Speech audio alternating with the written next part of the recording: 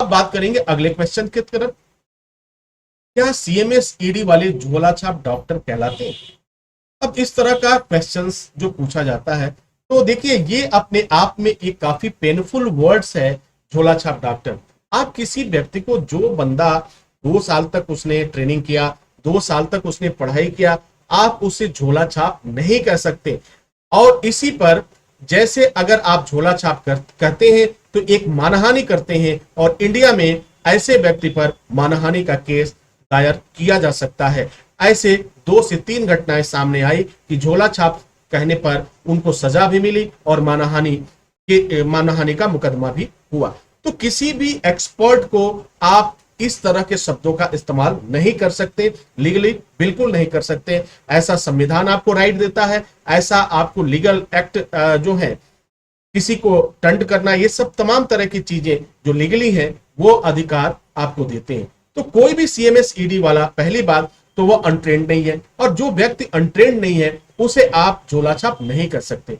अब एक एमबीबीएस को हम झोला छाप कह दें, अब एक सीएमएस ईडी वाले को झोला छाप कह दें, तो ये तो अपने आप में एक तरह की गाली होती है। इस पर जो है ये जो स्वतंत्र जो हमारे अधिकार हैं, उन अधिकारों का हनन भी होता है, हमारे राइट्स का भी हनन होता है। तो अगर कोई व्यक्ति आप प्रॉपर ऑथोराइज हैं, प्रॉपर सर्टिफाइड है, अगर कोई व्यक्ति इस तरह का करता है तो आप उसे कोर्ट का दरवाजा दिखा सकते हैं, उसे सजा दिलवा सकते हैं, और इवन उसे जुर्माना भी हो सकता है। तो देखो, क्योंकि आप एक एक्सपर्ट हो और कोई भी व्यक्ति आपका अपमान नहीं कर सकता। सीएमएस ईडी वाले जितना वर्क करते हैं उतना लगभग अन्य की अगर तुलना की जाए तो उनके अलावा नहीं कर पाते। वजह क्या है? प्राइमरी स्वास्थ्य सेवाएं देना सीएमएस ईडी का काम होता है। किसी व्यक्ति को हॉस्पिटल तक पहुंचाना, उतने समय तक जीवित रखना एक सीएमएस ईडी वाला ही कर सकता है। हर जगह एमबीबीएस डॉक्टर अवेलेबल हो, हर जगह एक्सपर्ट डॉक्टर अवेलेबल हो, इंडिया में अभी तो ये पॉसिबल नहीं है। जितने डॉक्टर्स की जरूरत है उसकी देखा जाए कि भाई इतनी इनकी संख्या और पॉपुलेशन को देखा जाए तो हम बहुत ही छोटे नजर आते हैं। और इस कंडीशन में सीएमएस ईडी एक वरदान साबित होता है और एक बेहतर व्यवस्था साबित होती है। भारत का जो इंफ्रास्ट्रक्चर है मेडिकल के लिए वो अभी काफी वीक है, काफी कमजोर है, जिसकी रीढ़ की हड्डी हम कह सकते हैं सीएमएस ईडी है। अगर सीएमएस ईडी आज अपना काम करना बंद कर दे तो पूरे भारत में हाहाकार मच जाएगा और लोगों को स्वास्थ्य सेवाएं मिलना बंद हो जाएगा। तो आप देखो, किसी भी व्यक्ति को झोला छाप नहीं कर सकते, इस बात को तो आप निकाल लीजिए। अगर आप सर्टिफाइड हैं तो, अगर आपको मालूम है कि आपने क्या किया है, ये बेहतर आप ही जान सकते हैं। देखो, आप क्या है, यू आर ए एक्सपर्ट। किस चीज के एक्सपर्ट हैं? Primary health worker. आप स्वास्थ्य सेवा देने के लिए एक्सपर्ट हैं, आपने प्रॉपर पढ़ाई किया है, आपने कॉलेज ज्वाइन किया है, आप एक ट्रेन्ड पर्सन है, अनट्रेन्ड नहीं है, ठीक है। और जब ट्रेंड व्यक्ति को आप गाली नहीं दे सकते, आप उसे फेक या झोला छाप नहीं कर सकते।